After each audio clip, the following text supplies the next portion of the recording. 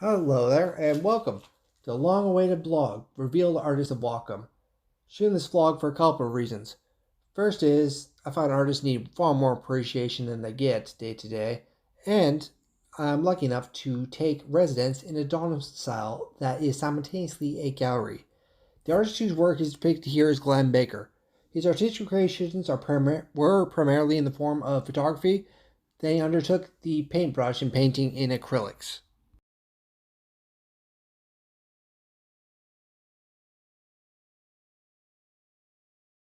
So, in order to answer those questions, I think I'm going to sneak on over into his studio. Here we have Glen Baker, the star of our interview.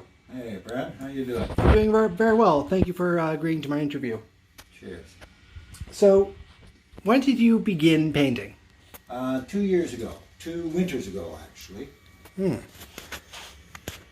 What inspired you to take it up? 2 things. Boredom and I'm a wimp. How so?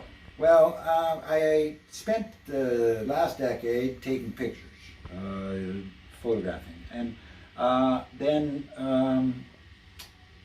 it started getting cold and I don't like going outside when it's cold. So I set this room up to actually do indoor studio photography, but I really got bored of that. And, at one point in time that fall, my wife and I stopped at Michael's and bought these little balsa houses, and I painted it, and I went, oh yeah, that made me feel good. Nice. And then so I got the idea, you know what? I want to try painting. The only problem is I don't know how to draw. Never could. But I figured out an end around, and that's to use the projector, take the computer image, project it onto the wall, trace it out, and then try and copy the colors accordingly, as you can see. Yeah. And the thrill of it, the joy of it, is exactly the purpose of it. The results, I don't think, I mean, one of the problems, not only are artists underappreciated, but I don't think that people appreciate the importance of art in terms of culture and our actual beings. That every one of us is an artist. We start dancing before we can walk. We sing before we can talk, We are creative creatures. But time and whatever, a lot of it is, oh, I can't do that. So, so it's fear of somebody's opinion.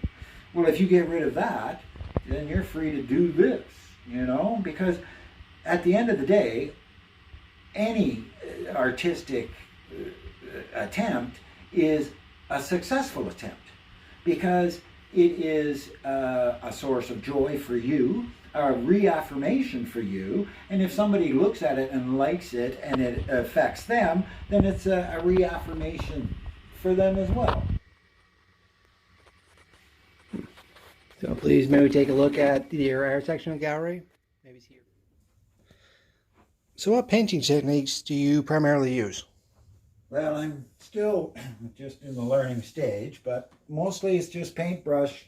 The one on the wall is a palette knife, and this one here is a palette knife as well. The rest are just paintbrush, acrylic on canvas paper.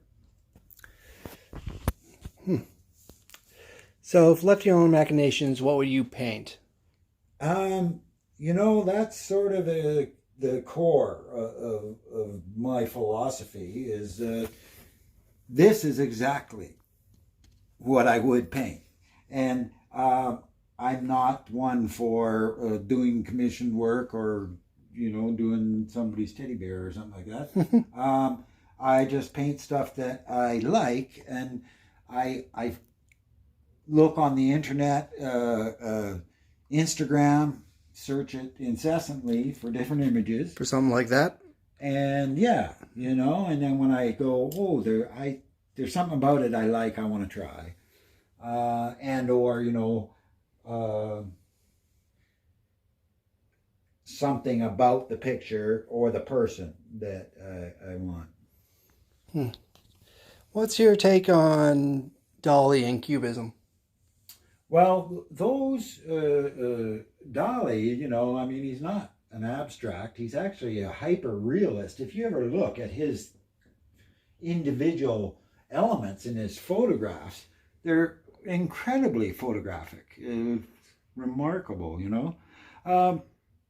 But impressionism, abstract, those things rely so much on art technique that is beyond me. I have no schooling in it. So I have to rely on just, do I like it or do I not like it? And for me, I like realism myself, but I do like Monet. I like stuff that impressionism as well. And I mean, every painting is an impression, anyways.